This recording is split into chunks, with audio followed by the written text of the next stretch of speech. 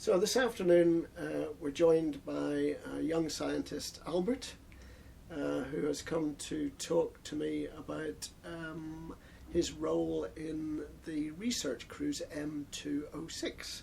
So Albert, if you could, thank you for coming. If you could just maybe tell us a little bit about your background and how you got here, that would be great. Yeah, okay. Of course, you said I'm Albert. I'm 26 years old.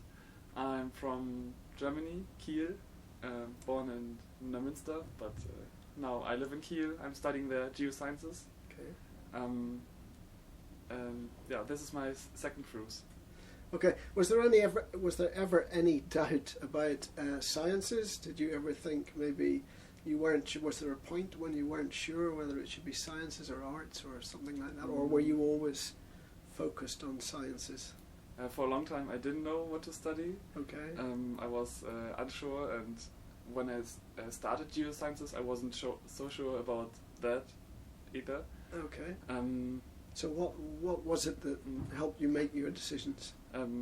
Honestly, I just started something. Okay. Okay. Good. Right. And then what I found was geosciences, and it was really interesting.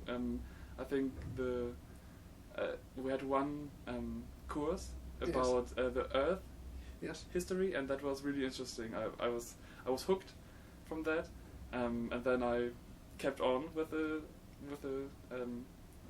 education with the university, and then I found it's really interesting. And then after a while, especially when the lecturer said that they were on a cruise and so they know. They researched some stuff, and that also was interesting and intriguing about this geosciences. Okay, so the idea of the cruise appealed to you rather than just sitting in a laboratory and doing. Yeah. So it was like a long dream come true. Okay. To finally go on a one. Do you think it's just for people who are really adventurous, or do you think anybody can participate? No, I definitely think it's an adventure, but. Anybody can go, even if you're not that into like going out, or if you don't think yourself of an adventurer, it's very much just like working in a lab. Okay. But only the lab is shaking a bit. It's just moving around a bit. Yeah. Yes.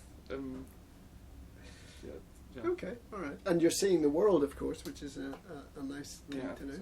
Yeah. And in terms of your career path, then, where are you now, and where are you hoping to go? Right now, I'm at my end of my bachelor's. Okay. And I hope to start my master's next year. Okay. I'm not that decided in where should I go. There are many options in Kiel connected with Geomar. Okay. Maybe I can go there.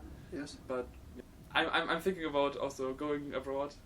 Okay. To another university. That would be really interesting. outside your comfort zone, as it were. Yeah. That's I'm not. So okay. All right. Well, it sounds like you're quite adventurous. Not everybody is that adventurous. Okay. And how did you get onto the M206 cruise in particular? Was that luck, or something that you saw coming up and you applied for, or how did that work?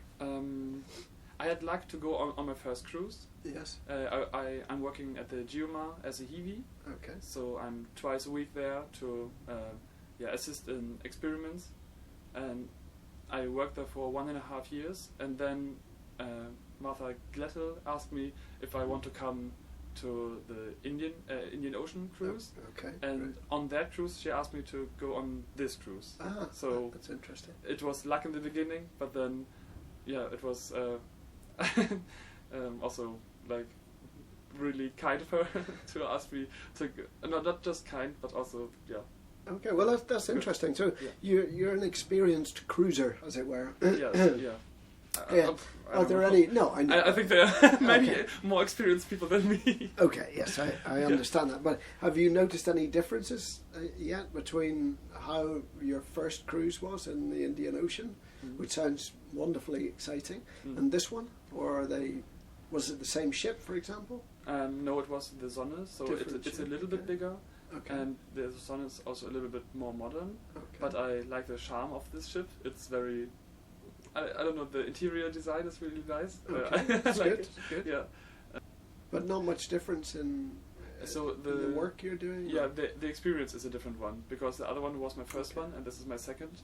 Yes. And I already think I know a lot more stuff, at least the lab work, that I can explain. The science behind this is all big mysterious to me. Big mysterious. Yes. Well, I think it's still early yet, isn't it? You've got plenty of time to learn more about that. Okay, and so what is your role here on M206? What are you actually doing?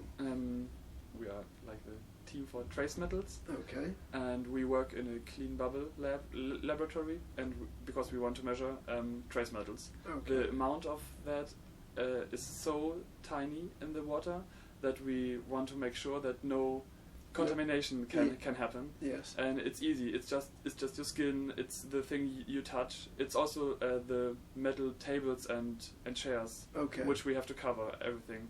So the only air which is coming into the lab Yes. is through a big and loud filter, Yes. which is running 24 hours for 4 weeks now. Okay. Wow. So yeah, that's our lab. My role is now, we have two ways of sampling. Yes. One from the trace metal free rosette, Yes. where we have some bottles which it goes into the water, and then they close the bottles at a specific depth. Then it goes back up and back into the lab, and there we have a rack, place them all up, and then we extract the water for our sampling later.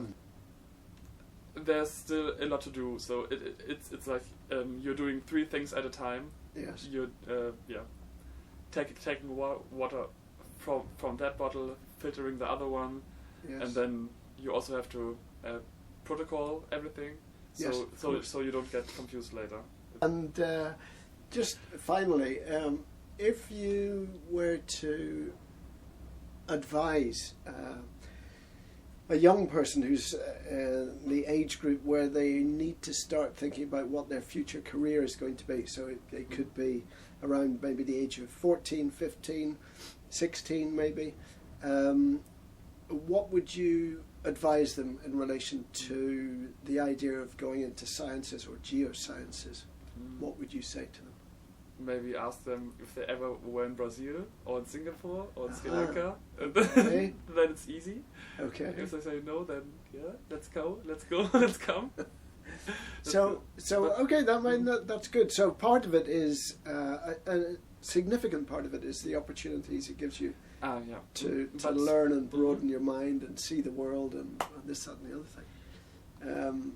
Is that the only reason? Or No. That's like understanding the world and understanding our role as humans in the world, and especially right now with climate change, it's so important to understand what's going on. Well, thank you very much for joining us. Yeah, thank you very much. And it was very good to talk to you, and I'm sure we'll be talking again soon. Yeah, okay. Okay, so Albert, thank you very much. Thank you very much, Clive. Okay.